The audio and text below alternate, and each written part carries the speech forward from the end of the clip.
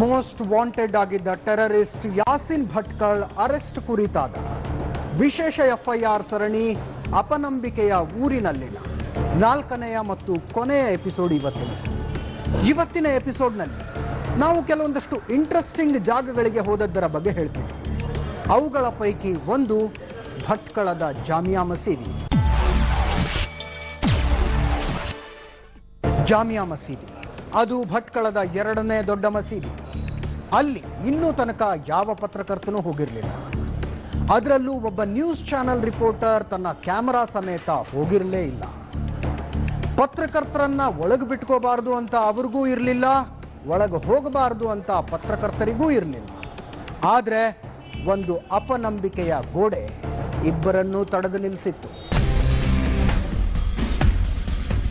ಜಾಮಿಯಾ ಮಸೀದಿ ಭಟ್ಕಳದಲ್ಲಿ 2ನೇ ದೊಡ್ಡ ಮಸೀದಿ. ದಿಢೀರನೆ ಇಲ್ಲಿಗೆ ಬಂದ ನಾವು ಇವರ ಪಾಲಿಗೆ ಆಗಂತುಕ ತಂಡ. ಕೆಲವರು ಅಪನಂಬಿಕೆಯಿಂದ ನೋಡಿ ದೂರ ಸರಿದರೆ, ಇನ್ನು ಕೆಲವರು ವಾದಕ್ಕೆ ಬಿದ್ದರು. ತುಂಬಾ ಜನ ಏನ್ ಅನ್ಕೋತಾರೆ ಅಂದ್ರೆ, ಈ ನಮಾಜ್ ಮುಗಿದ್ಮೇಲೆ ಭಾಷಣ ಮಾಡ್ತಾರೆ. ಹೌದು, ಆ ಭಾಷಣದಲ್ಲಿ ಹೊರಗಡೆ ಹಿಂದೆ ಮುಸ್ಲಿಮರಿಗೆ ಅನ್ಯಾಯ ಆಗ್ತಿದೆ, ನಾವು ಇದು ಮಾಡಬೇಕು, ಆ ಥರದ ಭಾಷಣ ಮಾಡ್ತಾರೆ.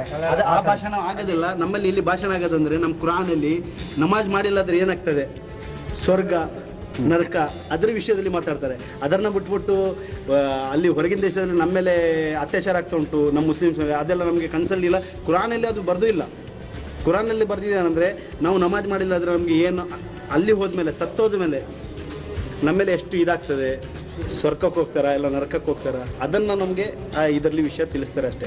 ಕುರಾನಲ್ಲಿ ಇಲ್ಲ ಅಂದ್ರೆ ಇವ್ರು ಯಾಕೆ ಸರ್ ಇಂಥ ಕೆಲಸ ಮಾಡ್ತಾರೆ? ಅಮಾಯಕರು ನಾವೊಂದು ಕೋಳಿ ಕುರಿಯುವಾಗ ಕೋಳಿ ಕುಯ್ತೀವಿ, ಕೋಳಿ ಕುಯ್ಯುವಾಗ ಅದನ್ನು ಇದು ಮಾಡ್ತೀವಿ. ಅಲ್ಲಲ್ಲ, ಹಂಗಿದ್ದಾಗ ಇವ್ರು ಯಾಕೆ ಅಮಾಯಕರಿಗೆ ಬಾಂಬ್ ಹಾಕಿ ಯಾರು ಅಮಾಯಕರನ್ನ ಕೊಲ್ಲೋದು ಯಾಕೆ ಅಂತ ನಮ್ಗೆ ಅವ್ರು ಇದ್ದಾರಾ ಇಲ್ಲ ಅಂತ ನಮ್ಗೆ ಅದನ್ನು ಗೊತ್ತಿಲ್ಲ ಅಲ್ಲ. ಆ ವಿಷಯ ಹೇಳಿದ್ರೆ ನಾವು 2-3 ವರ್ಷ ಇದಕ್ಕೆ ಕೇಳಿದೀವಿ, ಇಲ್ಲಿ ಇದ್ದಾರ ಇಲ್ಲ ಮೀಡಿಯಾದವರು ಬಂದ್ಬಿಟ್ಟು ಒಂದು ಹೇಳಿ ಒಂದು ಮಾಡ್ತಾ ಇದ್ದಾರೆ. ಈಗ ವಿನಾಕಾರಣ ನಿಮ್ಮ ಮೇಲೆ ಯಾಕೆ ಬರಲ್ಲ, ಅವ್ರ ಮೇಲೆ ಯಾಕೆ ಬಂತು ಆರೋಪ? ಹೌದು, ನಾವು ಅದೇ ಹೇಳ್ತಾ ಇರೋದು. ಅವ್ರು ಎಲ್ಲಿ, ಯಾವ ಊರವರು, ಎಲ್ಲಿ ಊರವರು, ಭಟ್ಕಳ ಯಾರಾದ್ರು ಬಂದ್ಬಿಟ್ಟೆ ಭಟ್ಕಳ ಅಂತ ಹೆಸರು ಜೋಡಿಸ್ತಾರೆ. ಇದಾರಾ ಇಲ್ವಾ ಗೊತ್ತಿಲ್ಲ ಅಂತಂದ್ರೆ ಇಷ್ಟು ಜನ ಇದ್ದಾರೆ, ಪರಾಮಾಗಿ ಓಡಾಡ್ಕೊಂಡಿದ್ದಾರೆ. ಇವ್ರು ಯಾರ ಮೇಲೂ ಬರ್ಲಿಲ್ವಲ್ಲ ಆರೋಪ? ಯಾಕೆ ಯಾಸಿನ್ ಭಟ್ಕಳ ಮೇಲೆ ಬರುತ್ತೆ? ಅಲ್ಲ, ಅವನು ತಮ್ಮನ್ನ ಹಿಡಿದಿದಾರಲ್ಲ. ತಮ್ಮನ್ನ ಹಿಡಿದ್ರು ಸರ್, ಯಾಸಿನ್ ಭಟ್ಕಳ ಮೇಲೆ ಯಾಕೆ ಬರುತ್ತೆ? ಅವನೇ ಯಾಕೆ 8 ವರ್ಷ ಎಲ್ಲಿದ್ದಾನೆ ಅಂತ ಗೊತ್ತಿಲ್ಲ, ನಾಪತ್ತೆ ಆಗ್ತಾನೆ. ಯಾಸಿನ್ ಅಲ್ಲ, ಯಾಸಿನ್ ಅಂತ ಹೆಸರೇ ಇಲ್ಲ ಅಂತ ಹೇಳ್ತಾರೆ. ಅಲಿಯಾಸ್ ಅಂತ ಒಂದು 2ನೇ ಗುಂಡಗಿರಿ ಹೆಸರು, ಅದೇ ಅವ್ರ ಹೆಸರೇ ಇಲ್ಲ. ಡಾಕ್ಟರ್ ಇಮ್ರಾನ್ ಅಂತಾನು ಇದ್ದ, ಮುಲ್ಲಾ ಮಲ್ಲಿಕ್ ಅಂತ ಹೆಸರಿನಲ್ಲಿ ಅವ್ನ ವೋಟರ್ ID ಇದೆ, ರಾಂಚಿ ಅನ್ನೋ ಹೆಸರಿನಲ್ಲಿ ಪಾಸ್ಪೋರ್ಟ್ ಇದೆ. ನಮ್ಗೆ ಅದೆಲ್ಲ ಇಲ್ಲಿ ವಿಷಯ ತಿಳಿಯೋದಿಲ್ಲ. ಅದು ನಮ್ಗೆ ಗೊತ್ತಿಲ್ಲಲ್ಲ. ನಾವು ಭಟ್ಕಳದಲ್ಲಿ ನಾವು ಇಲ್ಲಿ ಇಷ್ಟು ಪೀಸ್ ಆಗಿದ್ದೀವಿ, ನಾವು ಅದನ್ನ ಕೊಟ್ಟು ನಾವು ಬೇರೆ ಅದೆಲ್ಲ ಅನ್ಸ್ಕೊಳ್ಳೋದು ನಮ್ಮ ಮನಸ್ಸಲ್ಲಿ ಬರೋದಿಲ್ಲ.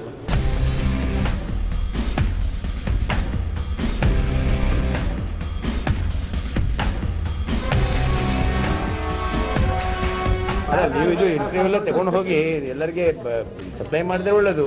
ಎಲ್ಲ ತೋರಿಸಿ, ನೀವು ಎಡಿಟ್ ಮಾಡಬೇಡಿ. ಎಲ್ಲ ಮಾತಾಡಿ ತಗೊಂಡು ಹೋಗ್ತೀರಿ, ಅಲ್ಲಿ ಹೋಗಿ ಎಡಿಟ್ ಮಾಡ್ತೀರಿ. ಯಾಕೆ ಯಾವ ಮೀಡಿಯಾದವ್ರನ್ನ ನಂಬೋದೇ ಇಲ್ವಾ ನೀವು? ಮೀಡಿಯಾಗೆ ನಾವು ನಂಬುದೇ ಇಲ್ಲ.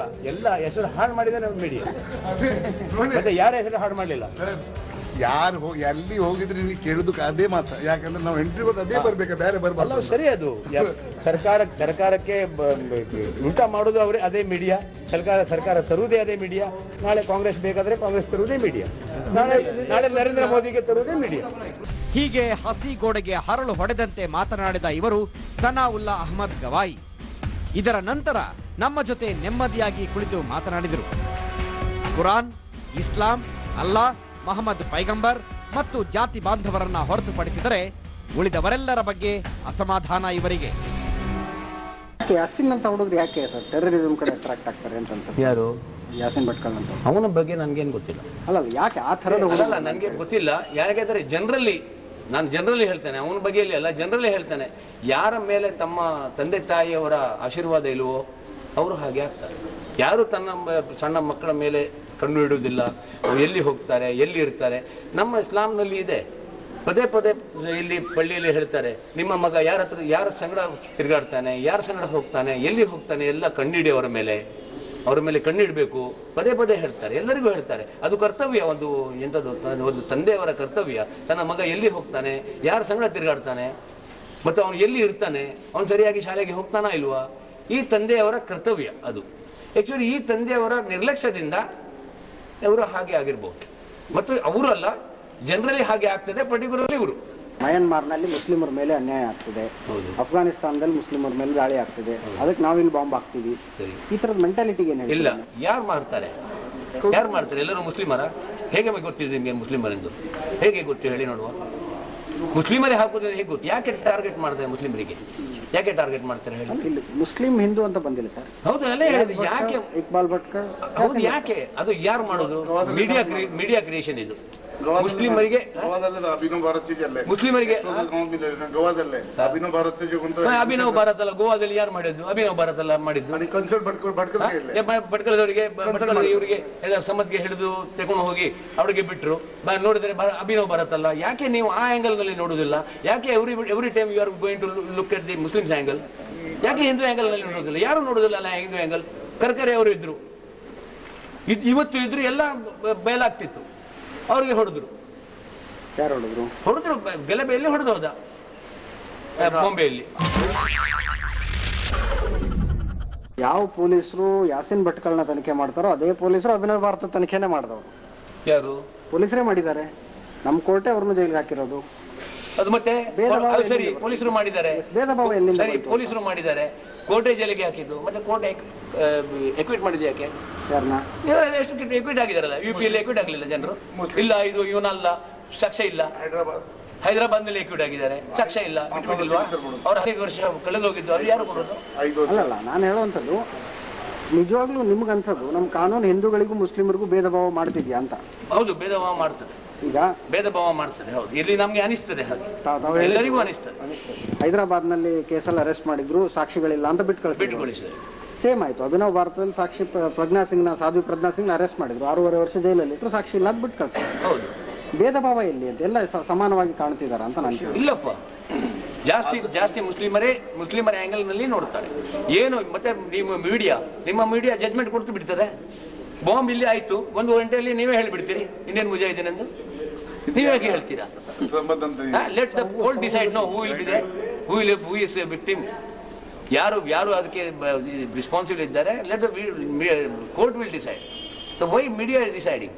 ಮೀಡಿಯಾ ನೀವು ಹೇಳ್ಬೇಕು 1 ಗಂಟೆಯಲ್ಲಿ ಆಯ್ತು, ಅಲ್ಲಿ ಇಂಡಿಯನ್ ಮುಜಾಹಿದೀನ್ ಹಾಕಿದ್ದು, ಫೈಲ್ ಬಂದ್ ಮಾಡಿ ಬಿಟ್ಟರು, ಫಿನಿಶ್.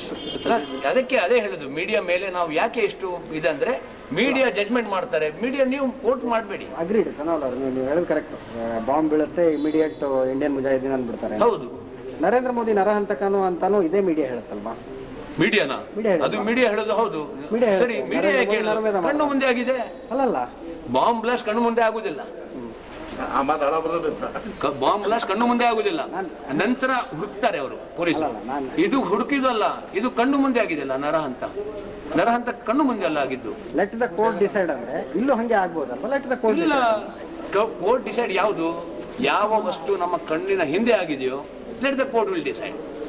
ಯಾವ ವಸ್ತು ಯಾವ ಇದು ಎಂತದ್ದು ಹಂತಕ ಇದು ನಾ ಹೇಳ್ತೀವಿ, ನೀವು ಯಾವ ವಸ್ತು ನಮ್ಮ ಕಣ್ಣು ಎದುರಾಗಿದೆಯೋ, let the people will decide. ಅವ್ರು ಪೀಪಲ್ ಡೆಫಿನೆಟ್ಲಿ ನೆಕ್ಸ್ಟ್ ಡಿಸೈಡ್ ಮಾಡ್ತಾರೆ. ಅವರು ಪ್ರೈಮ್ ಮಿನಿಸ್ಟರ್ ಆಗಿ ಬರ್ತಾರೆ ಅಂತ ಹೇಳ್ತಾ ಇದ್ದಾರೆ, ಗೊತ್ತಾಯ್ತಲ್ಲ? ಪ್ರೈಮ್ ಮಿನಿಸ್ಟರ್ ಆಗಿ ಬರ್ತಾರೆ ಅಂತ ಹೇಳ್ತಾರೆ. ಅಮೆರಿಕ ಅವರಿಗೆ ಬರಬೇಡ ಅಂತ ಹೇಳ್ತಾ ಇದ್ದಾರೆ ಈಗಲೇ. ಅಮೆರಿಕ ವೀಸಾ ಯಾಕೆ ಸಿಗ್ತಾ ಇಲ್ಲ ಅವರಿಗೆ? ಎಷ್ಟು ಟ್ರೈ ಮಾಡಿದ್ರು. ಅಮೆರಿಕದಲ್ಲಿ ಜನರು ಗೌರ್ಮೆಂಟ್ ಯಾಕೆ ಅವರಿಗೆ ವೀಸಾ ಕೊಡ್ತಾ ಇಲ್ಲ? ಗೌರ್ಮೆಂಟ್ಗೆ ಅವ್ರಿಗೆ ಏನಿದೆ? ಇಂಡಿಯನ್ ಸಿಟಿಸನ್ ಅಲ್ಲ ಅವರು. ಯಾಕೆ? ಈ ನರಹಂತಕ ಅವರ ರೆಕಾರ್ಡ್ ನಲ್ಲಿಯೂ ಬರೆದಿದೆ ಅವನ ನರಹಂತಕ ಎಂದು. ನಾವೇ ಹೇಳೋದಲ್ಲ, ಇಡೀ ಪ್ರಪಂಚ ಹೇಳ್ತದೆ. Only if only Muslims are blaming him, then why don't you give the visa to him? ಯಾಕೆ ಗೌರ್ಮೆಂಟ್ ವೀಸಾ ಕೊಡ್ತಾ ಇಲ್ಲ? ಗೌರ್ಮೆಂಟ್ ಮುಸ್ಲಿಂ ಅದು ಅಲ್ಲ. ಅಂದ್ರೆ ಇಡೀ ಪ್ರಪಂಚ ಗೊತ್ತಾಗಿದೆ, ಹೀ ಇದೆ ಮರ್ಡರ್. ಒಂದ್ ಕಡೆ ಅಮೆರಿಕ ಸರ್ಕಾರ ಮುಸ್ಲಿಮರನ್ನ ಕೊಂದಾಕ್ತು ಅಫ್ಘಾನಿಸ್ತಾನದಲ್ಲಿ. ಅದು ಅವರ ಪಾಲಿಸಿ. ಅದು ಮಾತಾಡಬಾರ್ದು, ಅದು ಮಾತಾಡಿ ಏನು ಪ್ರಯೋಜನ ಇಲ್ಲ. ಅದು ಅವರ ಪಾಲಿಸಿ, ಅವರವರ ಪಾಲಿಸಿ. ಭಟ್ಕಳದವರಾಗಿ ನೀವು ಹೊರಗಡೆ ಹೋದಾಗ ಏನೆಲ್ಲ ತೊಂದರೆ ಅನುಭವಿಸ್ತೀರಿ? ಭಟ್ಕಳದವರಾಗಿ ಹೊರಗಡೆ ನಾನು ಹೋಗುದಿಲ್ಲ. ನಾನಿಲ್ಲಿ ವ್ಯಾಪಾರಸ್ಥ, I am a businessman. ನಾನು ಇಂಪೋರ್ಟ್ ಮಾಡ್ತೇನೆ ವಿದಿನ್ ಇಂಟ್ರೆಸ್ಟೆಡ್ನಲ್ಲಿ. ಇಂಟ್ರೆಸ್ಟೆಡ್ ಅಂದರೆ ಗುಜರಾತ್ನಿಂದ ನಾನು ಖರೀದಿಸ್ತೇನೆ ಸರಕೆಲ್ಲ, ಮಹಾರಾಷ್ಟ್ರದಿಂದ ಖರೀದಿಸ್ತೇನೆ. ನಿನ್ನೆ ಏನಾಯಿತು, ಫೋನ್ ಮಾಡಿದೆ ಗುಜರಾತಿಗೆ, ಒಂದು ವಸ್ತು ನನಗೆ ಬೇಕಿತ್ತು, ಲ್ಯಾಮಿನೇಟ್ಸ್. ಆ ಲ್ಯಾಮಿನೇಟ್ಸ್ ಕಂಪನಿಯಲ್ಲಿ ಫೋನ್ ಮಾಡಿದೆ. ಕहाँ से बोल रहे हो? भटकल से बोल रहा हूँ. हाँ, भटकल का, यासीन भटकल का गाँव है. ಎಂತ ಇದು? ನಾನು ಭಟ್ಕಳ ಎಂದು ಎಷ್ಟು ಹೇಳಿದ್ರು ಯಾರಿಗೂ ತಿಳಿತಿರ್ಲಿಲ್ಲ ಮೊದಲು. ಪಟ್ಟನೆ ಅವನು ಹೇಳಿಬಿಟ್ಟಲ್ಲ, ಗುಜರಾತ್ನಲ್ಲಿ ಅವನು ಯಾರು ಗೊತ್ತಿಲ್ಲ. अच्छा कर्नाटक में यासीन भटकल का गाँव है ये, मैं छोड़ो यार उसको, हम लोग बिजनेस करेंगे, उसको क्या है यासीन भटकल को लगे हम तो पॉलिटिक्स में नहीं, छोड़ दो उसको, अभी बिजनेस करो ಆಯ್ತಾ. ಬಾಂಬೆ ಫೋನ್ ಮಾಡಿದ್ದೀನಿ ನಿನ್ನೆ. ಬಾಂಬೆಯಲ್ಲಿ ಇದ್ದವನು ಅವನು ಇಲ್ಲಿ ಅವನು ಇಲ್ಲಿ ನಿಮ್ಮ ಮೆಡ್ರಾಸ್ನವನು, ತಮಿಳಿಯನ್ಸ್ಗೆ ಗೊತ್ತಿಲ್ಲ ಭಟ್ಕಲ್ ಎಲ್ಲಿ ಇದೆ ಎಂದು. ಅವನು ಪಟ್ಟನೆ ತಿಳಿದ್ಬಿಟ್ಟ, ಹಾ ಭಟ್ಕಲ್ ಮೇ ಜಾ ಬಾಂಬ್ ಬನಾತೆ, ಹಾ ಬಾಂಬ್ ಬನಾತೆ ಇದ್ದಾರೆ ಮಿಲ್ತಾರೆ, ಪಿಸ್ತೂಲ್ ಮಿಲ್ತಾರೆ, ಅದೆಲ್ಲ ಹೇಳಿದ್ದಾರೆ. ವಿಧ್ವಂಸಕ ಕೃತ್ಯಗಳನ್ನ ನಡೆಸಿ ಅಮಾಯಕರನ್ನ ಕೊಲ್ಲೋದನ್ನ ಇಸ್ಲಾಂ ಒಪ್ಕೊಳ್ಳೋದಿಲ್ಲ. ಒಂದು ವೇಳೆ ರಿಯಾಜ್, ಇಕ್ಬಾಲ್ ಮತ್ತು ಯಾಸಿನ್ ಭಟ್ಕಳ್ ತಪ್ಪು ಮಾಡಿದ್ದು ಪ್ರೂವ್ ಆದ್ರೆ ಅವರನ್ನ ನೇಣಿಗೆ ಹಾಕಿ. ಭಟ್ಕಳದಲ್ಲಿ ಯಾವ ಮುಸ್ಲಿಂನನ್ನ ಮಾತಾಡಿಸಿದ್ರು ಅವರು ಹೇಳೋದು ಇದೇ ಮಾತು. ಯಾವ ರೀತಿ ನಕ್ಸಲ್ ದಾಳಿಗಳನ್ನ ಮಾನವ ಹಕ್ಕು ಸಂಘಟನೆಗಳವರು ಖಂಡಿಸ್ತಾರೋ ಅದೇ ರೀತಿ ಉಗ್ರರ ದಾಳಿಗಳನ್ನ ಇಲ್ಲಿನ ಮುಸ್ಲಿಮರು ಖಂಡಿಸ್ತಾರೆ. ಆದರೆ ಪ್ರಪಂಚದ ಬೇರೆ ಬೇರೆ ಭಾಗಗಳಲ್ಲಿ ಮುಸ್ಲಿಮರ ಮೇಲೆ ನಡೀತಿದೆ ಅಂತ ಹೇಳಲಾಗುವ ಅನ್ಯಾಯವನ್ನ ಖಂಡಿಸೋದಕ್ಕೆ ಸ್ಥಳೀಯ ಮುಸ್ಲಿಂ ಯುವಕರು ಎದ್ದು ನಿಲ್ಲಬೇಕಾ ಸಾಬೀತಾಗೋ ತನಕ ಅಮಾಯಕ ಅನ್ನೋ ರೂಲ್ಸು ಭಯೋತ್ಪಾದನೆ ಆರೋಪ ಹೊತ್ತಿರೋ ಮುಸ್ಲಿಂ ಯುವಕರಿಗೆ ಅನ್ವಯ ಆಗಬೇಕು, ನರೇಂದ್ರ ಮೋದಿ ಅಂಥವರಿಗೆ ಆಗಬಾರದು. ಒಬ್ಬ ಮುಸ್ಲಿಂ ಯುವಕ ಅಪರಾಧಿಯಾಗಿ ಜೈಲಿನಲ್ಲಿದ್ದು ಸಾಕ್ಷಿಗಳ ಕೊರತೆಯಿಂದ ಬಿಡುಗಡೆಯಾದರೆ ಅದು ಆತನ ಮಾನವ ಹಕ್ಕುಗಳ ಉಲ್ಲಂಘನೆ. ಒಬ್ಬ ಹಿಂದೂ ಯುವಕ ಅಥವಾ ಯುವತಿಗೆ ಹಂಗಾದ್ರೆ ಅದು ಮಾನವ ಹಕ್ಕುಗಳ ಉಲ್ಲಂಘನೆ ಅಲ್ಲ. ಇಂಥದ್ದೊಂದು ದ್ವಂದ್ವದಲ್ಲಿ ಸಿಕ್ಕು ಒದ್ದಾಡ್ತಿರೋ ಹಲವರು ನಮಗೆ ಸಿಕ್ಕರು. ಆದರೆ ಯಾವ ದ್ವಂದ್ವಗಳು ಇಲ್ಲದೆ ವಾಸ್ತವಕ್ಕೆ ತುಂಬಾ ಹತ್ತಿರದಲ್ಲಿ ನಿಂತು ಮಾತಾಡೋರು ಸಿಕ್ಕರು. ಏನ್ ಸರ್, ಭಟ್ಕಳ ಹೆಸರು ದೇಶ ತುಂಬ ಬೇರೆ ಬೇರೆ ಕಾರಣಕ್ಕಾಗಿ ಸುದ್ದಿ ಆಗ್ತದೆ, ಏನ್ ಅನಿಸ್ತಿದೆ ನಿಮಗೆ? ಭಟ್ಕಳ ಜನರು ಇಲ್ಲಿ ನೀವು ನಮ್ಮ ಉತ್ತರ ಕನ್ನಡ ಡಿಸ್ಟ್ರಿಕ್ಟ್ ದಲ್ಲಿ ನೋಡಿದ್ರೆ ಭಟ್ಕಳ ಜನರು ಪೀಸ್ ಲವರ್.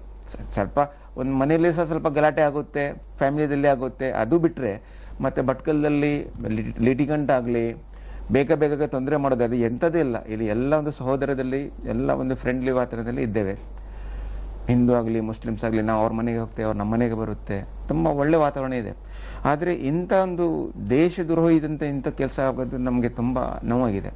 ಎಲ್ಲ ಭಟ್ಕಲರಿಗೆ, ಕೇವಲ ಒಂದು ಸಮಾಜಕ್ಕೆ ಅಲ್ಲ, ಎಲ್ಲರಿಗೆ ನೋವಾಗಿದೆ.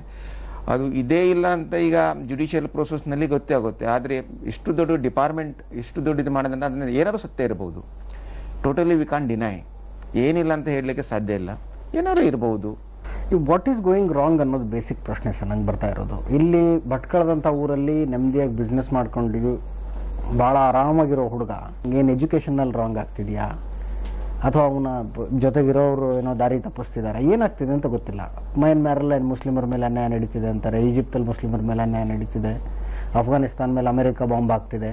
ಇವರಿರೋದು ಭಟ್ಕಳದಲ್ಲಿ, ಇಲ್ಲಿ ಏನೂ ತೊಂದರೆ ಇಲ್ಲ, ನೆಮ್ಮದಿಯಾಗಿದ್ದಾರೆ, ದುಡಿಮೆ ಇದೆ, ಡಿಸ್ಕ್ರಿಮಿನೇಷನ್ ಇಲ್ಲ, ಎಲ್ಲರಿಗೂ ಸಿಗೋಷ್ಟು ಹಕ್ಕು, ಎಲ್ಲರಿಗೂ ಸಿಗೋಷ್ಟು ಅಧಿಕಾರ ಎಲ್ಲವೂ ಇದ್ಕೊಂಡು ನಾನು ಅಫ್ಘಾನಿಸ್ತಾನದಲ್ಲಿ ನಡೀತಿರೋ ಮುಸ್ಲಿಮರ ಅನ್ಯಾಯಕ್ಕೆ ಸೈಡ್ ತೀರಿಸ್ಕೋತೀನಿ, ಈ ರೀತಿಯಾದಂಥ ಯೋಚನೆಗಳಾದರೂ ಯಾಕೆ ಬರುತ್ತೆ ಅಂತ. ಇದು ತಾವು ಹೇಳಿದಾಗೆ ಇಡೀ ಪ್ರಪಂಚದಲ್ಲಿ ನೀವು ನೋಡಿದರೆ ನಮ್ಮ ಭಾರತದ ಕಾನ್ಸ್ಟಿಟ್ಯೂಷನ್ ಏನಿದೆ, ಸಂವಿಧಾನ ಏನಿದೆ, ಎಲ್ಲಿ ಸಿಗ್ಲಿಕ್ಕಿಲ್ಲ. ಈಕ್ವಾಲಿಟಿ ಎಲ್ಲರಿಗೆ, ಅದು ಜಾತಿ ಭೇದ ಯಾವುದು ಎಲ್ಲಿಲ್ಲ. ಮತ್ತೆ ನಮ್ಮ ದೇಶದಲ್ಲಿ ಇದ್ದದಂಥ ಜಾತಿ ಮತ್ತೆ ಲ್ಯಾಂಗ್ವೇಜಸ್ ಏನಿದೆ ಎಲ್ಲಿರ್ಲಿಕ್ಕೆ ಇಲ್ಲ. ಇಷ್ಟು ಇದ್ರೆ ಸಹ ನಾವು ಎಷ್ಟು ಒಕ್ಕಟ್ಟಾಗಿದ್ದೇವೆ. ತಾವು ಈಗ ಕೇಳಿದಾಗೆ ಎಲ್ಲೇ ಅಫ್ಘಾನದಲ್ಲಿ ಎಲ್ಲೇ ಆಗಲಿ, ಈಜಿಪ್ಟ್ದಲ್ಲಿ ಎಲ್ಲೇ ಆಗಲಿ ಅವ್ರಿಗೆ ಸಂಬಂಧಪಟ್ಟಿದ್ದು ರಕ್ತ ಎಲ್ಲ ಒಂದೇ. ಅಲ್ಲಿ ಮುಸ್ಲಿಮ್ಸ್ ಹತ್ತ ಹೋದ್ರಿ, ಕ್ರಿಶ್ಚಿಯನ್ಸ್ ಹತ್ತ ಹೋಗ್ಲಿ, ಮನುಷ್ಯರೇ. ಅದಕ್ಕೆ ರಿಟೈಲೇಟ್ ಮಾಡಿ ಭಾರತದಲ್ಲಿ ನಾವು ಇದು ಮಾಡೋದು ಸರಿಯಲ್ಲ. ಅದಕ್ಕೆ ಕೆಲವೊಂದು ಶಕ್ತಿ ಇದೆ. ತಾವು ಹೇಳಿದಾಗೆ ಈಗ ಕೆಲವರು ಅದಕ್ಕೆ ಮೋಟಿವೇಟ್ ಮಾಡ್ತಾರೆ, ಇಲ್ಲ ಅಂತ ನಾನು ಹೇಳುವುದಿಲ್ಲ.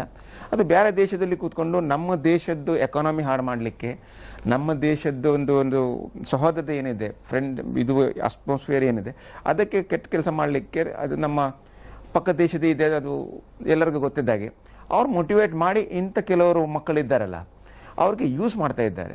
ಭಾರತದಲ್ಲಿ ನಾವು 20% ಇದ್ರೆ ಸಹ ಎಷ್ಟು ಪ್ರೀತಿಯಿಂದ ಇದ್ದೇವೆ. ಇಲ್ಲಿ ಏನಾದ್ರು ನಮಗೆ ಇದು ತೊಂದರೆ ಉಂಟಾ? ಇಲ್ಲ. ಭಾರತ್ ಡಾಮಿನೇಟೆಡ್ ಹಿಂದೂ ಆದರೆ ಸಹ ಇಲ್ಲಿ ಹಿಂದೂ ಮುಸ್ಲಿಮ್ಸ್ ಭಾವನೆ ಇಲ್ಲ. ಕಾನ್ಸ್ಟಿಟ್ಯೂಷನ್ದಲ್ಲಿ ನಮಗೆ ಪೂರ್ತಿ ಅಧಿಕಾರ ಇದೆ. ಮತ್ತೆ ನಮಗೆ ನಮ್ಮ ಮುಸ್ಲಿಮ್ಸ್ ಇದರ ಪ್ರಕಾರ ನಡೀಲಿಕ್ಕೆ ಅವಕಾಶ ಇದೆ. ಮಾಮಡನ್ ಲಾ ಫಾಲೋ ಮಾಡಲಿಕ್ಕೆ ನಮಗೆ ಕೊಟ್ಟಿದ್ದಾರೆ. ನಮ್ಮ ಸಂವಿಧಾನದಲ್ಲಿ ವಿ ಗಾನ್ ಬೈ ಮಾಮಡನ್ ಲಾ. ಅವ್ರು ಹೇಳೋದಿಲ್ಲ ನೀವು ಈ ಬೇರೆ ಕಾನೂನು ಆಗಲಿ ಇವ್ರ ಪ್ರಕಾರ ಹಿಂದೂ ಲಾ ಹೋಗಿ, ಹಿಂದೂ ಅಡಾಪ್ಷನ್ ಲಾ ಆಗಲಿ, ಹಿಂದೂ ಮ್ಯಾರೇಜ್ ಲಾ, ಅದಕ್ಕೆ ನಮ್ಗೆ ಇಲ್ಲ.